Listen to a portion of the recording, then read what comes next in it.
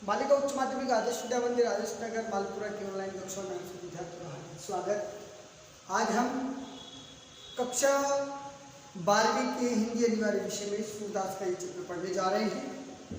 सूरदास ने इस चित्र में क्या कहा है आपको पूर्व बता देता हूँ कि पूरा जो काव्य है वो भ्रमर गीत से लिया गया है और भ्रमर गीत के माध्यम से उद्धव से जो है गोपियाँ कह रही है, ये कहीं न कहीं उद्धव और गोपियों के संवाद के विषय में बताया है कि उद्धव ने गोपियों ने उद्धव से क्या कहा।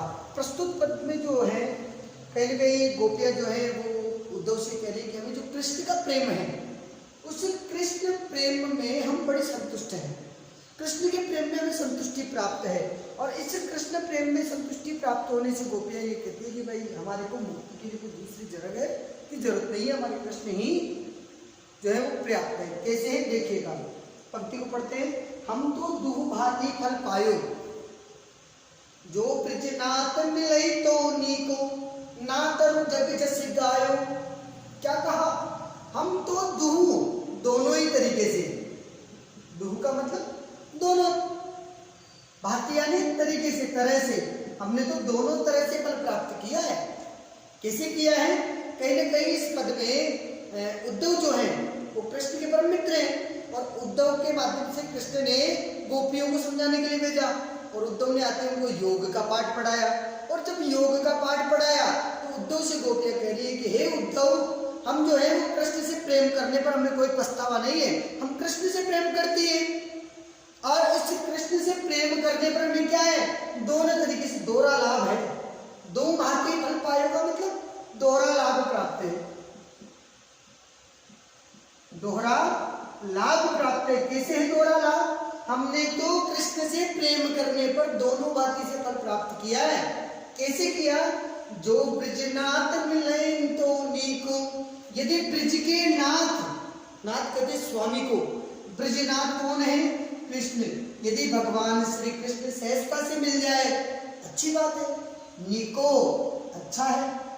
यदि भगवान श्री कृष्ण सहजता से प्राप्त हो जाए तो श्रेष्ठ बात है।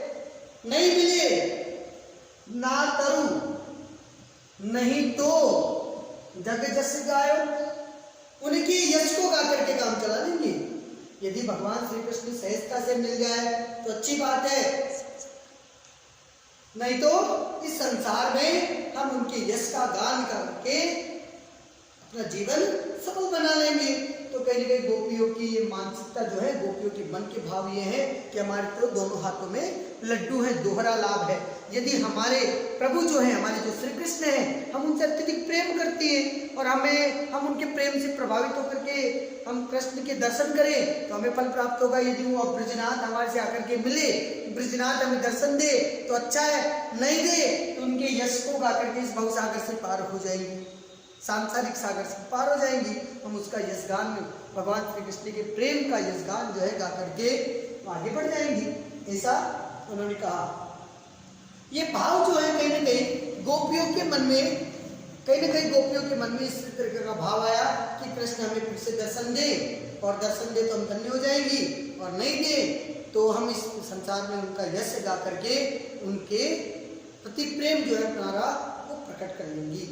ये भाव जो है कृष्ण के प्रति गोपियों का अनंतता का भाव इस पे दिखाया गया है।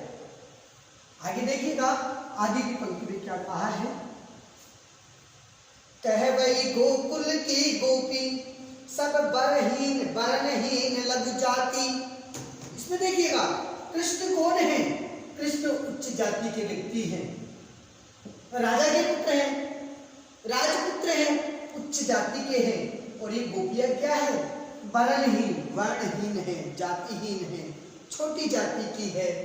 कह रहे गोकुल की गोपी, गोकुल की जो ग्वालिने हैं, गोकुल की जो गोकुल गांव में रहने वाली जो ये ग्वालिने हैं, ये वर्ण और जाति दोनों में ही भगवान श्री कृष्ण में छोटी है, भगवान श्री कृष्ण की जाति से छोटी है। फिर भी भगवान श्री कृष्ण ने क्या किया? एक पंक्ति में उन्हें बिठा करके रख दिया। क्या कहा? आप दोनों पंक्तियों को एक साथ देखिएगा। कह वे गोकुल की गोपी सब बरनहीन लघु जाति, कह वे कमला के स्वामी संग मिली बैठी के पाती। कहा तो कमला कौन? लक्ष्मी। लक्ष्मी के पति कौन है? नारायण। तो नारायण का एक अवतार कौन है? नारायण के एक अवतार है भगवान श्री कृष्ण। तो बोला वो एक तो वो भगवान श्री कृष्ण कहे वे, कहाँ वे? कमला के स्वामी, कमला के पति अवतार भगवान श्री कृष्ण। कहाँ तो वो भगवान श्री कृष्ण, कहाँ वे गोकुल की स्वामी, कहाँ हम गोकुल की ग्वालिनी, वर्णहीन, जातिहीन, छोटी जाति की, फिर भी उस इतने बड़े कमला के पति ने हम सबको एक पंक्ति में बिठा दिया, हमारे पास हमें बिठाया। ये उनका बड़प्पन नहीं है तो क्या है? ये तो हमारे लिए अहोभाग्य की बात है। ये कहीं भी गोपियां कहती है इसमें वर्ण जाति के आधार पर कृष्ण और ग्वालिनी जो है उन दोनों की जाति का भेद इस पे बताने का प्रयत्न किया है। क्या कहा कि भगवान श्री कृष्ण तो उच्च जाति के और ये जो गोकुल की ग्वालिनी है ये वर्ण में और जाति में दोनों में ही छोटी है। अब भगवान श्री कृष्ण ने उस उच्च जाति के होकर के भी निम्न जाति की ग्वालिनों को अपने समीप बिठाया है, अपने प्रेम का पात्र माना है। इसका मतलब हम बड़े भाग्यशाली हैं जो भगवान श्री कृष्ण के प्रेम का पात्र बने। उन्होंने ये बात कही है कि भगवान श्री कृष्ण जो है कमला के स्वामी जो है, कहाँ वे कमला के स्वामी जिन्होंने हमें प्रेम का पात्र मान करके एक पंक्ति में बिठाया, जो कि हम तो गोकुल की ग्वालिनी हैं, वर्णहीन है और छोटी जाति के, इसके बावजूद उन्होंने हमें एक पंक्ति में बिठाने का काम किया। ये बात इसमें कहीं ना कहीं सूरदास ने कही है कि हम, परंतु अब हम सबको त्याग करके उसने लक्ष्मी के स्वामी जो नारायण के अवतार बनकर के हमारे बीच आए हैं, उस पारब्रह्म परब्रह्मा जो भगवान श्री कृष्ण हैं, हम उन्हीं के अध्ययन करना चाहते, उन्हीं का ध्यान करना चाहते हैं। आगे देखिए किस श्री कृष्ण किस कमला के प्रति की बात की है कि निगम ध्यान मुनि ज्ञानी अगोचर, निगम का अध्ययन करने वाले, आगम निगम को पढ़ने वाले, मुनि ज्ञान, मुनियों में ज्ञानी, श्रेष्ठ मुनियों से भी अगोचर जो दिखाई नहीं देते। क्या कहा कि निगम ध्यान मुनि ज्ञानी अगोचर, ते भय घोष निवासी। किन मुनियों के जो श्रेष्ठ निगमों का अध्ययन करने वाले हैं, निगम का ध्यान करने वाले, ऐसे ज्ञानी मुनियों के सामने भी जो दिखाई नहीं देते, उनके ज्ञान से भी जो अगोचर रहते हैं, वैसे भगवान श्री कृष्ण ते भय वे हो गए हैं मथुरा के लोगों के निवासी। मथुरा जो है इस ब्रज के लोग जो है उनके साथ रहने आए, जिनको प्राप्त करने के निगम ध्यान आदि प्राप्त करने वाले ज्ञानवान जो मुनि हैं, जिनसे भगवान श्री कृष्ण जो है प्राप्त नहीं करे जाते, जिनसे भगवान श्री कृष्ण जो हैं वो प्राप्त नहीं हो पाते, उन्हें यूं कहे तो मैं क्या कहूँगा कि अध्ययन करता या ध्यानस्थ योगी या जो ज्ञानी मुनिजन हैं, उनके द्वारा भी जिन्हें प्राप्त नहीं किया जा सकता, उन्हें कृष्ण जो है उस कृष्ण को इस घोष निवासी अर्थात अहीरों की इस बस्ती के लोगों ने उनका प्राप्त किया है, वो उनकी बस्ती में आकर के रहने लगे हैं।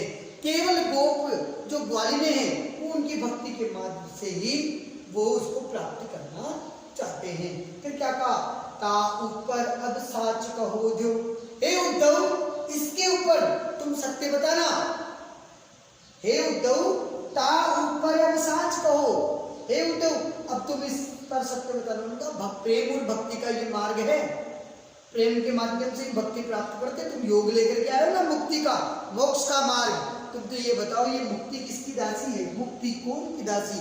जब हमने भगवान श्री कृष्ण ही हमारे निवासी है, काल कर्म में जैसे कहते हैं कि नारायण के साक्षात अवतार जो हैं वो उन्होंने हमारे को समीप बिठाया है, और जिन मुनि ज्ञानी अध्ययन करताओं जिनके द्वारा इस श्री कृष्ण को सहसा से प्राप्त नहीं किया जा सकता, वो स्वयं चल करके हम जो गोकुलवासी हैं, जो अहीरों की बस्ती उसमें आकर के रह रहे हैं, तो ऐसे लोगों के रहने के बावजूद अब ता ऊपर अब सच कहो, अब तो सत्य कहो कि मुक्ति जो है वो किसकी दासी है, ये मुक्ति कहाँ से आई है और ये मुक्ति किससे प्राप्त होगी, ये बात इसमें कही है।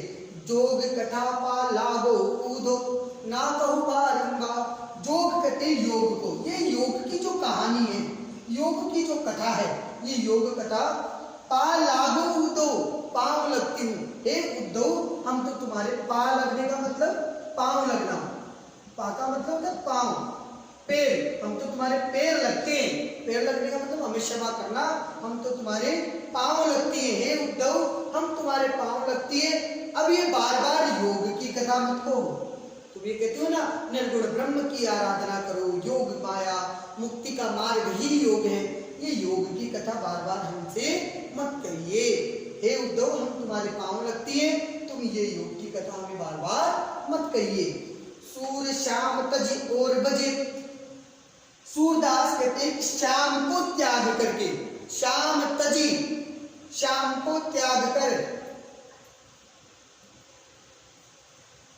और भजे किसी और को का भजन करे, जो ताकि जननी चार, उसकी माता जो है ना, शार कहते हैं शील, उसकी मातृत्व या उसकी माता को तुच्छ मानने के बराबर है। यदि भगवान श्याम को कृष्ण को त्याग करके किसी और का भजन करे, ये तो जैसे मानो कि अपनी माता को ही तुच्छ बनाना है, ऐसा हो। तो देखिए सूर श्याम तजी, सूरदास कहते हैं कि श्याम को त्याग करके, भगवान कृष्ण को त्याग करके और किसी की उपासना करे या और किसी का भजन करे, जो ताकि जननी चार, ताकि जननी चार का मतलब अपनी माता को तुच्छ बनाने के समान है। यदि भगवान श्री कृष्ण जिनसे हम प्रेम करते हैं, जिनसे हम भक्ति का मार्ग जिनके लिए हम चल रही है, जिस मार्ग पर हम चल रही है, उनको छोड़ करके किसी अन्य की उपासना करे, तो ऐसा मान लीजिए कि अपनी माता को तुच्छ बनाने के समान है।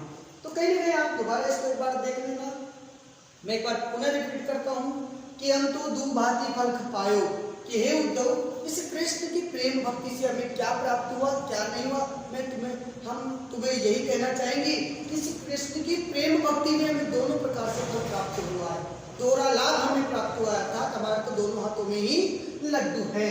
कैसे है?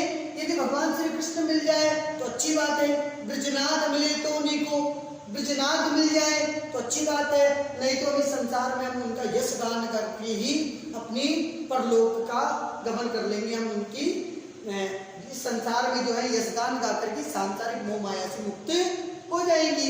दूसरा, कह रहे गोकुल की गोपी सब वरहीन लग जाती, ये कहा कि हम तो गोकुल की ग्वालिनी है, वर्णहीन है, हमारा वर्ण भी उच्च वर्ण नहीं है और छोटी जाति के लोग, हमारा वर्ण निम्न वर्ण के लोग हैं, जाति भी छोटी है और हम तो गोकुल की ग्वालिनी। दोबारा देखना, देखिएगा, कह रहे गोकुल की गोपी, हम जो लोग हैं हम तो गोकुल की गोपियां हैं, जाति से वर्ण से भी हीन है, हमारा वर्ण निम्न वर्ण में आते हैं और जाति भी बड़ी छोटी है। कह वे को, और वे कौन? कमला के स्वामी, कमला कहते लक्ष्मी को, वे कौन? लक्ष्मी के पति अर्थात नारायण के अवतार भगवान श्री कृष्ण। यदि उस कमला के स्वामी, उस नारायण के स्वामी भगवान जो है लक्ष्मी की जो स्वामी है, साक्षात नारायण जो है, श्री कृष्ण जो है, उन श्री कृष्ण ने हमारे को साथ में बिठाया है, संग मिली बेटी कृपाती, यदि हमारे साथ में आकर के इस हीरो की बस्ती में आकर के वो रह रहे हैं, उन्होंने हमारे को एक साथ बिठाया है, तो ये तो हमारे भाग्य की बात है, हमारे दोहरे फल की प्राप्ति की बात है कि जिन कृष्ण को सहजता से लोग प्राप्त नहीं कर सकते थे, उन कृष्ण को, उस लक्ष्मी के पति कृष्ण को हमने जो है, जबकि वर्णहीन और छोटी जाति की होने के बावजूद जो है, उन्होंने हमें अपने साथ बिठाया। आगे लिखा, निगम ध्यान मुनि ज्ञान अगोचर थे भय घोष निवासी। यहाँ भी दोहरे लाभ की बात कही है कि निगम का अध्ययन करने वाले ध्यानस्थ मुनि, ध्यानस्थ योगी और मुनि के ज्ञान में से जो अगोचर हो, दिखाई न दे, अगोचर का मतलब था दिखाई न देना, कि जो मुनियों के ज्ञान से अगोचर हो और ध्यानस्थ निगम का अध्ययन करने वाले ध्यानस्थ योगियों से जो अगोचर है, जिन्हें अगोचर होने का मतलब दिखाई नहीं देने का मतलब क्या है? जो भगवान श्री कृष्ण को श्रेष्ठता से प्राप्त नहीं कर सकते, ऐसे श्रेष्ठ लोग भी जो भगवान कृष्ण को प्राप्त नहीं कर सकते, ऐसे लोगों को छोड़ करके भगवान श्री कृष्ण हम अहिरो की बस्ती के निवासी बने हैं, इसका मतलब हमारा भाग्य ही है, हम बड़े भाग्यशाली हैं। हमारे को दोहरा लाभ है कि जो भगवान जो निगमों का अध्ययन करने वाले ध्यानस्थ योगी और मुनियों के ज्ञानों में जो श्रेष्ठ थे, उनको भगवान जो है उनको साथ नहीं मिला, उनका सहयोग नहीं मिला और वे आज देखिए तो यहाँ तक हो गया निगम ध्यान मुनि ज्ञान गोचर। निगम, निगम कहते हैं शास्त्रों को, शास्त्रों का अध्ययन करने वाले। निगम, निगम कहते हैं शास्त्र को, शास्त्रों का अध्ययन करने वाले। ध्यान, ध्यान का मतलब ध्यान लगाने वाले योगी, ध्यानस्थ योगी और ज्ञानी मुनियों से जो सहजता से प्राप्त नहीं होते वे वे कौन? भगवान कृष्ण। वे कृष्ण भगवान जो हैं, वे कृष्ण जो हैं घोष निवासी हो गए, अर्थात इस अहिरों की बस्ती में निवास करने आए। किस कारण से? ये हमारे प्रेम और भक्ति के कारण से कि साक्षात ब्रह्म, साक्षात ईश्वर भी इस अहिरों की बस्ती में निवास करने के लिए आता है। कहा? ता ऊपर अब सच कहो हे उद्धव, इतना सत्य जानने के बाद तुम सच कहो कि ये जो मुक्ति है, जो मुक्ति कौन की दासी, ये मुक्ति किसकी दासी है? भक्ति से ऊपर मुक्ति नहीं हो सकती, अर्थात भक्ति की ही दासी मुक्ति है, ऐसा उन्होंने कहा। फिर आगे गोपियां कहती है कि योग कथा पालागो उद्धो, हे उद्धव हम तुम्हारे पांव लगती हैं, हमें क्षमा करना, हम तुमसे माफी मांगती हैं, हम तुम्हारे पांव पड़ती है। इस योग की कथा को तुम बार बार मत कहो, इस निर्गुण ब्रह्म और योग की बात तुम जो है हमारे सामने बार बार मत कीजिए। हम तो अहिर जो निवासी हैं, हम तो कृष्ण से ही प्रेम करते हैं, हम उन्हीं के प्रेम और भक्ति में आसक्त हैं और उन्हीं के प्रति, उन्हीं के उपासक हैं। हमें किसी और के बारे में मत कीजिए। क्यों मत कीजिए? कि और की उपासना करना हमारे लिए वैसे ही जटिल है जैसे सूर्य शाम तज और भजे, जैसे शाम को त्याग करके और का भजन करना का मतलब है जो ताकि जननी छार, अपने स्वयं की माता को तुच्छ बतलाना। इसीलिए हम तो कृष्ण के प्रेम में आ सकते हैं, उन्हीं से प्रेम करती है और उन्हीं की जो है बार बार जो है आराधना और उपासना करेंगे। ये बात इसमें कही है। गोपियों ने अपने तीखे व्यंग्यों और सहज तर्कों से कहीं न कहीं अपनी बात भक्ति और प्रेम की श्रेष्ठता को साबित करने का प्रयत्न किया है। इसके अलावा मैं यूँ कहूँ कि ताकि जननी छार, ये जो लाइन है ताकि जननी छार, इस लाइन में कहीं न कहीं गोपियों ने उद्धव के प्रति दुख प्रकट किया है कि तुम ऐसी बातें मत कहो, हम हमारी माता को तुच्छ नहीं बता सकते। भाषा साहित्यिक और लाक्षणिक है और कहीं न कहीं शैली जो है वो व्यंग्यात्मक शैली का प्रयोग हुआ है। बाकी का शेष जो है अगला पद हम कल पढ़ेंगे। धन्यवाद।